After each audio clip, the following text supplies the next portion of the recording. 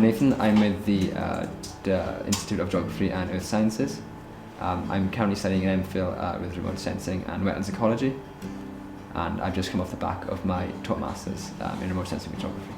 I chose my masters at Aberystwyth because I already knew the department well. I collaborated closely with my supervisors already in part of my undergraduate, and also the department has a really good reputation, especially from the masters course that I was doing. As part of the way my masters was funded, I was required to do a work experience module, and for that I worked with a local remote sensing company called Environment Systems. So to have a month's work experience with them was it can give you something else rather than just kind of sat in a classroom. As a master's student, you are required to kind of fall back on your own independent thought a lot more. You are, I suppose, spoon-fed less, so you have to sort of go the extra mile sometimes and put the extra kind of work in. I already knew the supervisors from my undergraduate and knew that I wanted to do the kind of research that they were doing and to try and work and closely and collaborate with them. The first part of the masters is taught, so you get a lot of support from your supervisors, and also the PhD students. They were still here, gave me a lot of support. There was things that I struggled with. They helped me and willing to give me their time. That covers sort of the first part of the course.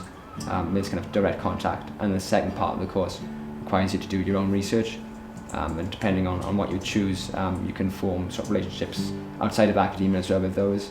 I got to know some people at the Japanese Space Agency through that, and a couple of people working at NASA as well, just because the type of topic that I was doing. From the masters I gained a lot of transferable skills, so skills in like presenting confidently, but not just to other academics but also to non-academics, because that's just as important. There also is the skills that are more specific to what you're doing also as well.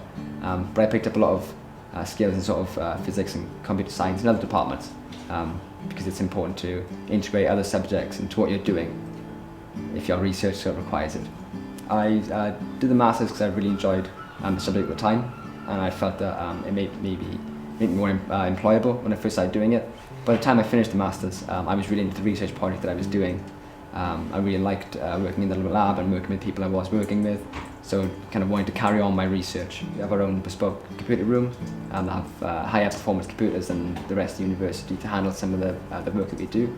Within the lab we've got higher performance computers again, and lots of different servers and storage systems and high-speed link as well within the lab, high-speed network. My taught masters was funded by a scheme called Access to Masters, which provides the funding to cover your course fees and a stipend for the whole year, and requires that you work with a company for a month to get a month's work experience. This year I've been running the physical geography and earth science research seminars, so it's my responsibility, along with a couple of others in the research group, to invite guests in from other universities. For students who are currently Aberystwyth undergrads, it's great because you already know a lot of the members of staff that are here. You kind of know around the campus and the buildings, you know who's who and what's what, so you can really kind of get into your work from the start. There's no sort of settling in period as such, and also you do get a discount as well on the course if you're an Aberystwyth undergrad.